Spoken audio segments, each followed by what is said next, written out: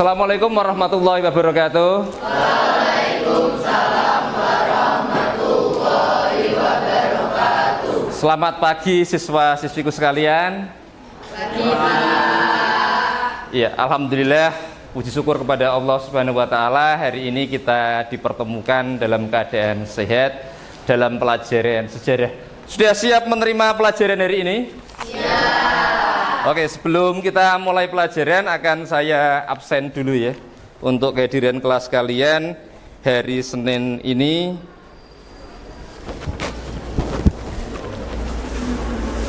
Teman kalian yang tidak berangkat siapa? Bunga absen berapa Bunga? 8. Absen 8. Oke. Absen 8, izin.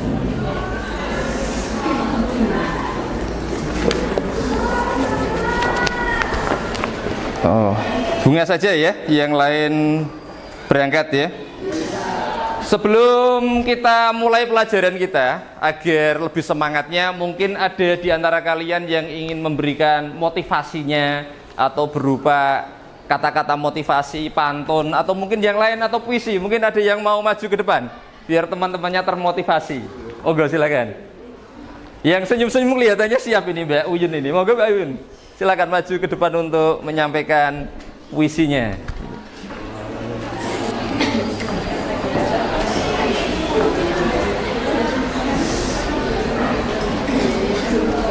Monggo silakan.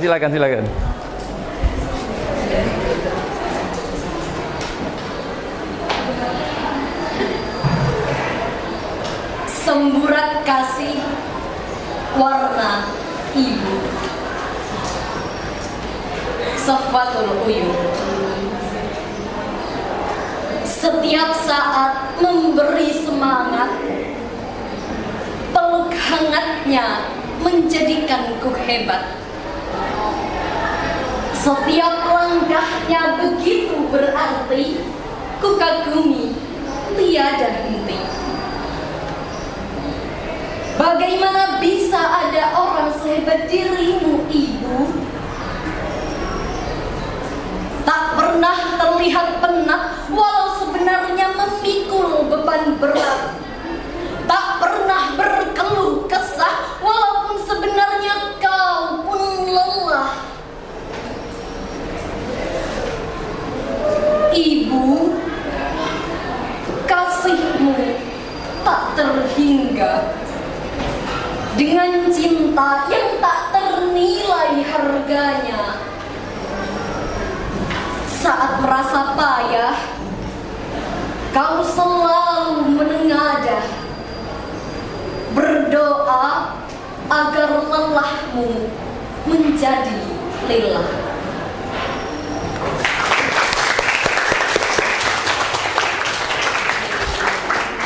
Terima kasih ya atas penampilan Mbak Uyun yang memberikan motivasi ke kita lewat puisinya. Gimana Mbak? Mau masuk kelas? Monggo silakan masuk kelas. Tadi ke kamar mandi ya? Iya. Puisi yang luar biasa ya Mas Mbak semua ya. Membuat hati ini tergugah. Artinya kan begini ya, bahwa kita belajar ini bukan hanya untuk mempersiapkan masa depan kita, tapi sekaligus juga adalah bakti kita kepada orang tua, yakni membahagiakan orang tua. Doa orang tua kepada kalian ketika kalian lahir itu adalah menjadi anak soleh soleha, berbakti kepada orang tua, bangsa dan negara. Semoga dengan kalian belajar sungguh-sungguh ini akan mampu untuk membahagiakan orang tua kelak ya. Mas Mbak semua, untuk pelajaran hari ini kita melewati bab pertama yang sudah selesai. Bab pertama kita membahas mengenai konfrontasi dan diplomasi. Bagaimana pada saat itu bangsa kita memperjuangkan pengakuan kedaulatan. Untuk hari ini kita akan belajar mengenai setelah pengakuan kedaulatan, maka bangsa kita ini akan melakukan penataan demokrasi untuk pertama kali, Mas. Jadi penataan demokrasi tidak bisa dilakukan di tahun 45, tapi baru bisa dilakukan tahun 50. Kira-kira ketika saya ngomong mengenai penataan demokrasi, sistem politik, kalian tertarik gak dengan dunia politik di Indonesia? Tertarik deh? Gak ada yang bercita-cita jadi anggota DPR? Takut rumahnya dibakar? Atau gimana? Takut rumahnya dijarah? Dulu itu saya pernah punya murid dari kelas ini, Mas. Dulu ini kelas ini adalah 12 IPS 2. Di kelas ini dulu pernah ada anak yang duduknya di pojok belakang yang hari ini menjadi anggota DPR RI. Kalian tahu Jamaluddin Malik? Nah, ya itu dulu sekolahnya di sini kelas 12 IPS 2 ini. Mungkin saja kalian terinspirasi oleh beliau jadi anggota DPR gitu. Gak tertarik? Nggak tertarik. Nek Bimba tertarik dengan dunia politik karena apa, Bim? Karena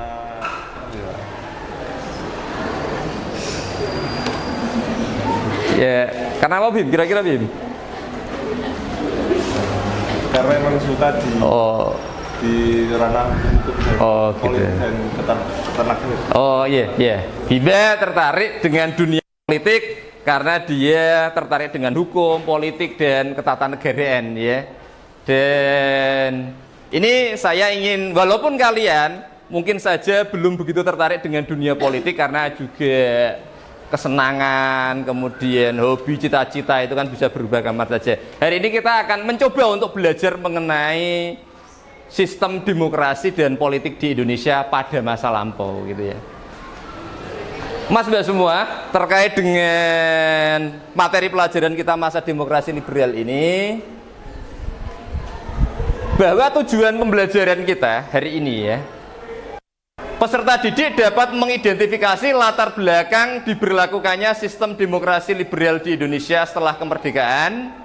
Kemudian yang kedua, peserta didik mampu menganalisis karakteristik sistem pemerintahan parlementer pada masa demokrasi liberal, termasuk pergantian kabinet yang sering terjadi.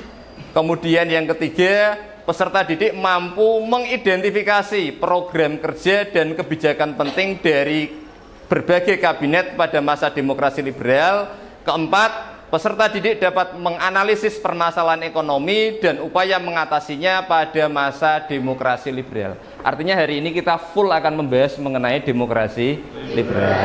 Apa tuh, Pak? Demokrasi liberal itu kan gitu. Mas Mbak semua, demokrasi liberal, lihat di papan tulis. Demokrasi liberal adalah suatu era dalam sejarah politik Indonesia ketika negara tersebut berada di bawah sistem pemerintahan parlementer pada tahun 1950 sampai dengan tahun 1959. Nek, kalau kalian lihat di layar PPT itu ada gambar siapa itu? Gambar siapa? Gambar apa? Gambar Muhammad Hatta, ya benar. Ini gambar Muhammad Hatta. Kenapa saya tampilkan gambar Muhammad Hatta? Karena beliaulah yang mengeluarkan maklumat pemerintah atau maklumat presiden tanggal 14 November 1945 mengenai pergantian sistem pemerintahan di Indonesia dari presidensial menjadi parlementer. Tapi pada saat itu sistem belum bisa dilaksanakan, baru bisa dilaksanakan tahun 50 sampai dengan tahun 59 gitu.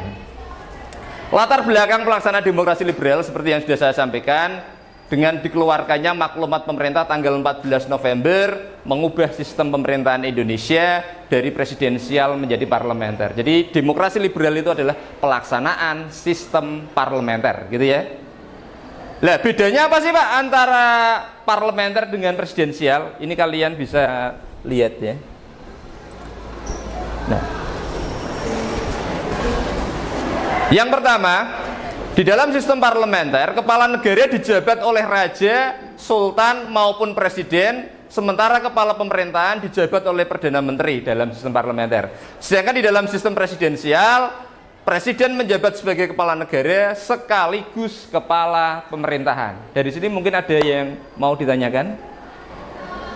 Jadi perbedaan mendasarnya itu kalau di dalam sistem parlementer, kepala negara dan kepala pemerintahan itu terpisah. Kalau di dalam sistem presidensial, kepala negara dan kepala pemerintahan menjadi satu, yaitu di bawah presiden, begitu. Di dunia, Mas Mbak semua ya, Itu sistem pemerintahan di negara demokrasi ya kira-kira itu. Ya ini parlementer dan presidensial. Misalkan contohnya ya. Contohnya misalkan negara Singapura. Singapura menurut kalian sistemnya parlementer atau presidensial? Sistemnya parlementer, betul. Singapura itu parlementer. Sistem pemerintahnya parlementer, bentuk pemerintahannya republik. Jadi kalau Singapura itu kepala negaranya presiden, kepala pemerintahannya adalah perdana menteri. Kalau saya sebut negara Thailand itu parlementer atau presidensial? Jadi apa? Parlemen. Kalau negara, Mas Basuba, ini menjadi catatan ya. Kalau negara kok memiliki bentuk pemerintahan monarki, pasti pelaksanaannya akan parlementer. Kalau bukan parlementer ya berarti dia monarki absolut, rajanya sekaligus kepala negara, kepala pemerintahan. Dan itu jarang sekali terjadi di dunia ya. Jadi semua negara yang menggunakan bentuk pemerintahan monarki dia akan parlementer. Seperti Thailand contohnya ya. Jadi kepala negaranya adalah raja, kepala pemerintahnya adalah perdana menteri. Satu lagi negara di Asia Tenggara, Malaysia. Presidensial atau parlementer? Parlementer. Iya. Malaysia itu parlementer. Di mana kepala negaranya adalah sultan, kepala pemerintahannya adalah perdana menteri. Malaysia, Mas, semua walaupun bertetangga dekat dengan kita, itu dalam segala konsep kenegaraannya itu beda. Kenapa beda? Ayo, ada yang tahu? Bisa dilihat dari asal usul sejarahnya. Kenapa beda? Kalau Indonesia dijajah Belanda, sedangkan Malaysia dijajah oleh Inggris. Jadi karena beda negara penjajahnya, kemudian sistem politik yang dipelajari juga berbeda. Pada akhirnya walaupun kita satu rumpun dengan negara Malaysia, itu kita berbeda 180 derajat dengan Malaysia. Misalkan bentuk negara, Indonesia adalah negara kesatuan. Malaysia apa Pak? Negara federal, Mas. Bentuk pemerintahan, Indonesia adalah republik. Sedangkan di Malaysia bentuk pemerintahannya adalah monarki parlementer atau monarki konstitusional. Sistem pemerintahan, kalau di Indonesia adalah presidensial, maka di Malaysia adalah parlementer. Termasuk dalam sistem hukumnya. Kalau kita kontinental mengikuti sistem hukum Belanda, kalau Malaysia mengikuti sistem Inggris, ya ini Anglo-Saxon. Jadi kita dengan negara tetangga kita Malaysia, walaupun satu rumpun, itu bentuk negara, konsep demokrasinya itu berbeda 180 derajat. Ini kita membahas yang berikutnya. Perbedaan yang kedua adalah kepala negara hanya berperan secara simbolis dalam sistem parlementer, sementara Perdana Menteri bertugas untuk membantu kepala negara menjalankan pemerintahan. Di dalam sistem presidensial, presiden berwenang secara simbolis maupun mengatur langsung pelaksanaan pemerintahan. Ya. Jadi perbedaannya di situ. Kemudian yang ketiga, masa jabatan Perdana Menteri dan Kabinet ditentukan oleh parlemen, sedangkan di dalam sistem presidensial, presiden menjabat 5 atau 6 tahun tergantung undang-undang jabatan yang diduduki selama 2 periode. Kemudian yang 2 periode itu tergantung undang-undang politik di negara tersebut ya. Sedangkan di negara kita 2 periode. Di Filipina lain lagi, Mas. Jabatan presiden ya di dalam sistem presidensial di Filipina itu tidak 2 periode. Ada yang tahu berapa periode Filipina? Tidak tahu. Filipina itu hanya 1 periode. Jadi jabatan presiden itu hanya dibatasi 1 periode. Jadi presiden tidak bisa dipilih kembali gitu. Kalau negara kita bisa dipilih kembali. Itu hasil amandemen Undang-Undang Dasar. Ya, dulu kan bisa dipilih kembali, kemudian dimaknai bisa dipilih kembali sampai pada akhirnya Pak Harto itu menjabat dari tahun 66 sampai dengan tahun 98, 32 tahun karena bahasa kembali itu loh Mas. Kemudian yang terakhir, kabinet dibentuk oleh parlemen dalam sistem parlementer, sedangkan dalam sistem presidensial presiden memiliki hak prerogatif ya membentuk kabinet dan memilih menteri-menterinya. Dari perbedaan sistem ini mungkin ada yang mau ditanyakan, monggo silakan. Iya, Mas. Mas Yoso. Apakah sistem pemerintahan yang berlaku di negara-negara demokrasi di seluruh dunia hanya ada dua, Pak? Ya, ini pertanyaan bagus ya. Ini Mas Yusuf bertanya, apakah sistem pemerintahan yang berlaku di negara-negara demokrasi seluruh dunia itu cuma dua, karena yang kita bandingkan dua kan, yakni parlementer dan presidensial. Menurut kalian, apakah ada sistem lain? Silakan. Di dalam sistem pemerintahan, apakah ada sistem lain selain presidensial dan parlementer? Ayo monggo silakan. Apakah ada? Ada atau tidak? Tidak ada, Mas Basuma, betul, tidak ada. Jadi memang sistem pemerintahan di dunia itu cuma dua, parlementer dan presidensial, tidak ada yang lain. Kalau yang lain itu kan bentuk negara, bentuk pemerintah, tapi sedangkan sistem pelaksanaannya itu hanya ada dua. Bisa dipahami? Ada pertanyaan lain?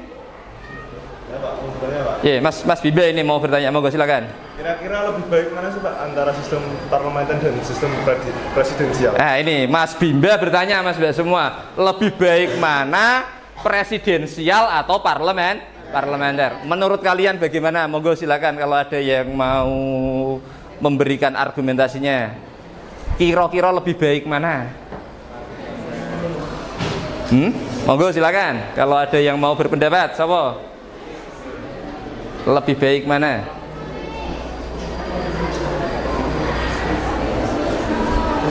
Ayo, silakan.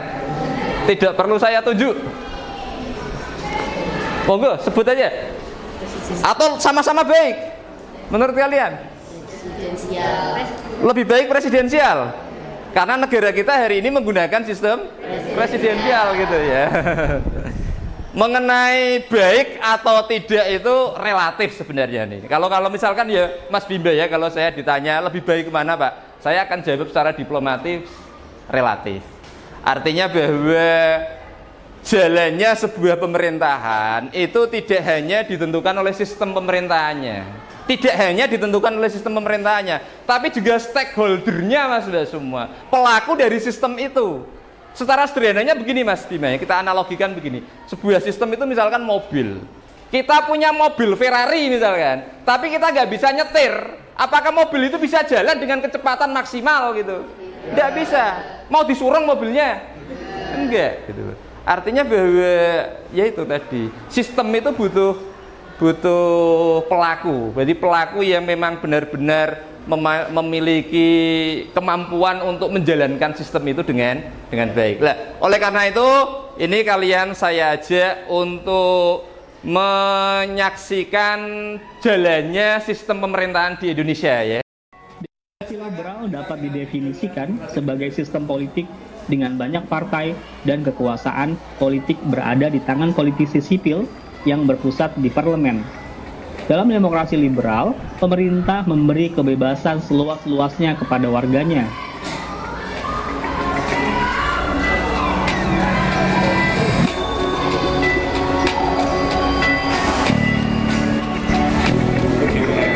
Pada 17 Agustus 1950, Republik Indonesia Serikat atau RIS yang merupakan bentuk negara hasil kesepakatan konferensi meja bundar resmi dibubarkan. RIS kemudian diganti dengan Negara Kesatuan Republik Indonesia atau NKRI. Seiring dengan itu, sistem pemerintahannya pun berubah menjadi demokrasi liberal dengan sistem pemerintahan parlementer yang berdasarkan pada Undang-Undang Dasar Sementara atau UUDS 1950. Setelah kalian menyaksikan video tentang demokrasi liberal, kalian sudah bisa memahami bagaimana perjalanan kabinet mulai dari Natsir sampai dengan kabinet Juanda. Bisa dipahami anak-anak semua? Nah, setelah kalian memahami tadi bagaimana jalannya pemerintahan masa demokrasi liberal, hari ini kegiatan pembelajaran kita akan melaksanakan diskusi ya, di mana kalian ini akan saya bagi menjadi 6 kelompok. Nanti kelompok nomor ganjil akan menjadi afirmasi, sedangkan kelompok nomor genap akan menjadi tim oposisi, di mana kalian akan mendiskusikan mengenai pro dan kontra pelaksanaan demokrasi liberal di Indonesia tahun 50 sampai dengan tahun 59. Jadi nanti kelompok yang ganjil itu mendukung demokrasi liberal, nanti kelompok yang genap itu menganggap bahwa demokrasi liberal telah gagal. Mari kita bagi kelompoknya ya. Kelompoknya saya bagi menjadi 6. Ini saya bagi, sebut aja 1, 2 gitu ya nomornya.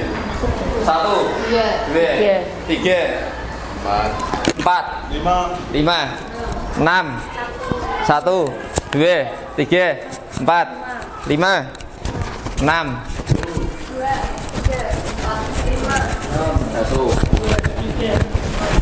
4,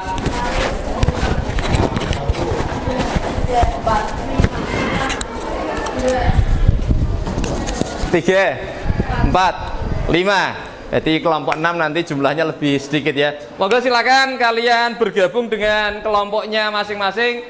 Kelompok 1 di sini ya. Kelompok 1 di sini. Kelompok 2 di sini. Diskusi secara internal mengenai pro dan kontra dari pelaksanaan demokrasi liberal. Nanti follow up-nya, maka kalian akan mendelegasikan 1 orang ya untuk menjadi tim debat nanti di kegiatan setelah diskusi internal, begitu ya? Oke, silakan kalian diskusikan. Formatnya wakil dari setiap kelompok nanti akan melaksanakan debat mengenai pro dan kontra pelaksanaan demokrasi liberal, gitu ya?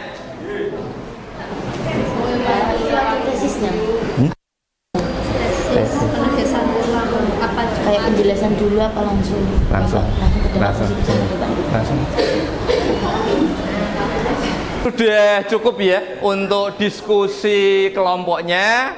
Mari kita lanjutkan ke kegiatan berikutnya. Monggo silakan kalian kembali ke bangku masing-masing ya.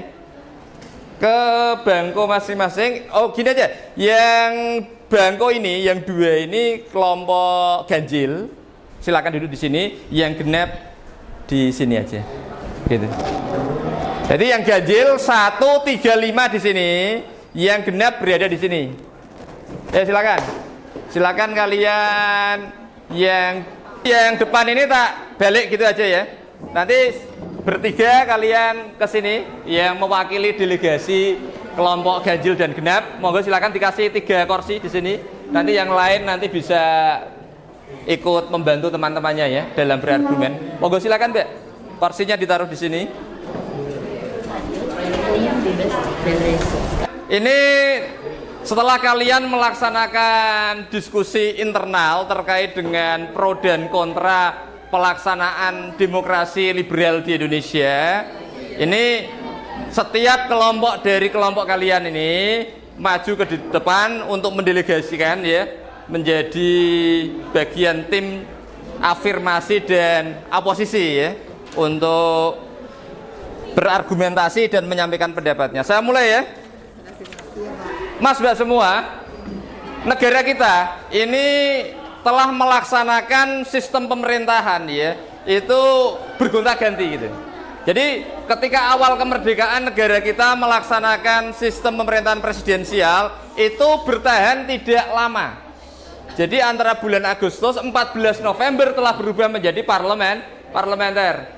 Tapi pada saat itu dalam penataan sistem demokrasinya belum bisa dilaksanakan karena negara kita terlibat dalam konflik dengan Belanda yang datang kembali ingin menguasai Indonesia. Sehingga kemudian baru tahun 50 negara kita melaksanakan penataan sistem demokrasi, yakni demokrasi liberal. Yang kalian tahu bahwa di dalam sistem demokrasi liberal itu di negara kita telah terjadi 7 pergantian kabinet. Yang tentunya selama 9 tahun pelaksanaan demokrasi liberal itu banyak prestasi-prestasi, banyak kejadian-kejadian yang terjadi pada masa itu. Hari ini 2 kelompok akan saling berargumentasi dan berdebat mengenai pro dan kontra tentang pelaksanaan sistem demokrasi liberal. Saya beri kesempatan untuk kelompok oposisi kelompok afirmasi untuk menyampaikan pendapatnya. Monggo silakan. Sebagai kelompok yang pro terhadap demokrasi liberal. Terima kasih ya. Oke, selanjutnya saya mau menyampaikan tentang latar belakang dibentuknya demokrasi liberal di Indonesia.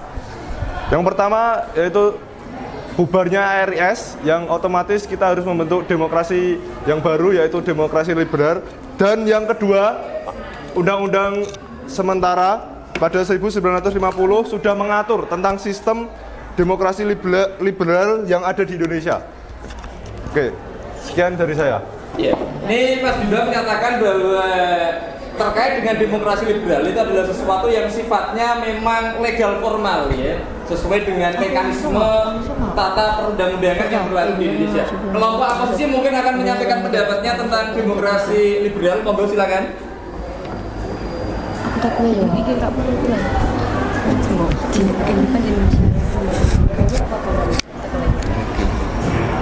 Demokrasi liberal dianggap tidak cocok dan tidak sesuai dengan kehidupan bangsa Indonesia.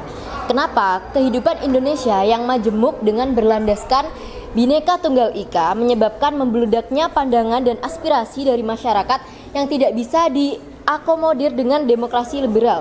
Akibatnya, pelaksanaan sistem demokrasi liberal ketika itu justru menimbulkan berbagai kekacauan dalam sistem pemerintahan dan menyebabkan perjalanan politik yang tidak maksimal. Terima kasih.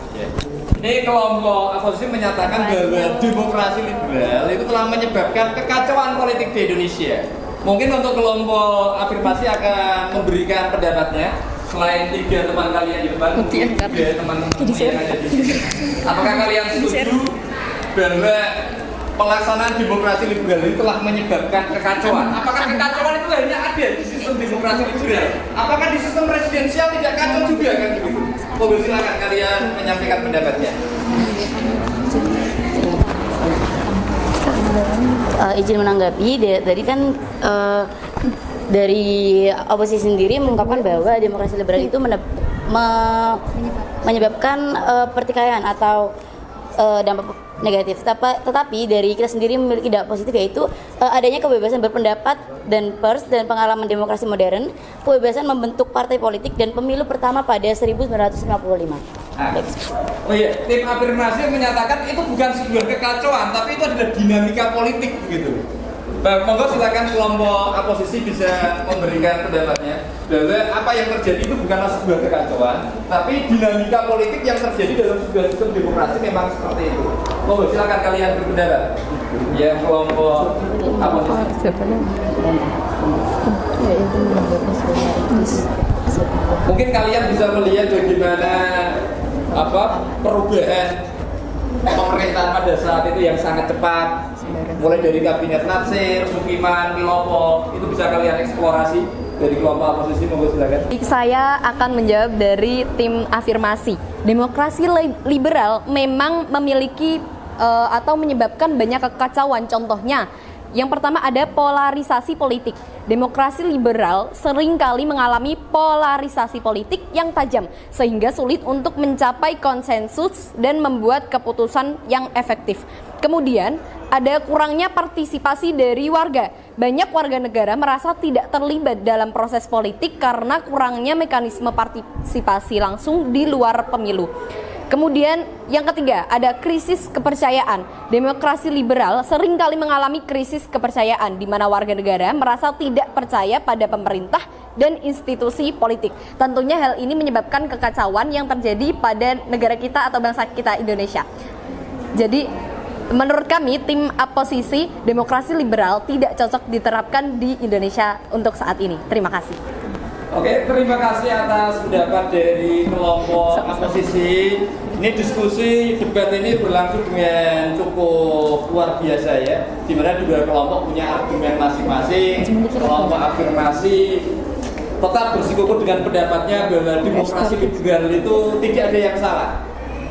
Perubahan menjadi sistem presidensial itu karena memang dinamika politik Indonesia menghendaki adanya sebuah perubahan. Sedangkan kelompok oposisi menganggap bahwa di masa demokrasi liberal telah terjadi banyak permasalahan yang menyebabkan negara kita mengalami sebuah kekacauan. Terima kasih ya untuk diskusi debat kali ini sangat luar biasa. Kalian mampu untuk menyampaikan pendapat dan argumentasinya masing-masing. Dan kalau misalkan saya sebagai moderator, saya tidak akan menyampaikan bahwa demokrasi liberal telah gagal atau demokrasi liberal telah berhasil. Semua sistem itu baik, Mas, sudah semua ya. Semua tergantung dari pelaku dari sistem itu. Artinya bahwa sistem itu bukan pada baik atau tidak baik, tapi sebenarnya adalah pada cocok atau tidak cocok. Di negara tetangga kita, Malaysia, demokrasi liberal parlementer cocok. Di negara kita belum tentu cocok. Nah, kita tahu cocok atau tidak, itu kan melalui proses trial and error. Gitu aja. Terima kasih, itu yang bisa saya sampaikan untuk mengakhiri debat kali ini. Monggo silakan kalian untuk mengakhiri pelajaran ini, ada yang mau menyampaikan refleksinya sebelum saya tutup pelajaran kali ini. Monggo silakan. Ada yang mau menyampaikan refleksinya? Mas Firman kelihatannya ingin menyampaikan refleksi untuk pelajaran kita kali ini. Monggo silakan.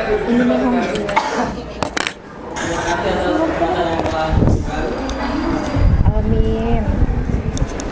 Terima kasih atas kesempatan yang telah diberikan. Refleksi pada pembelajaran hari ini yaitu penambahan pengetahuan yang telah diberikan oleh Pak Mahasyim, tentunya pada topik demokrasi liberal. Itu, Pak. Oh iya, terima kasih Mas Firman mewakili teman-teman mengucapkan terima kasih bahwa pemahaman sistem politik demokrasi liberal mereka sudah mulai tercerahkan begitu ya. Monggo silakan ada yang mengakhiri untuk refleksi hari ini dari cewek setelah cowok. Ayo monggo silakan. Ada yang mewakili temannya untuk menyampaikan refleksinya. Mbak Uyun, monggo silakan. Dari tim debat malah mau berefleksi. Monggo. Terima kasih Pak Mahasin. Untuk refleksi pada pagi hari ini, kita jadi mengetahui tentang demokrasi liberal. Apa saja dampak positif dan dampak negatif yang akan terjadi apabila kita menerapkan sistem demokrasi liberal ini.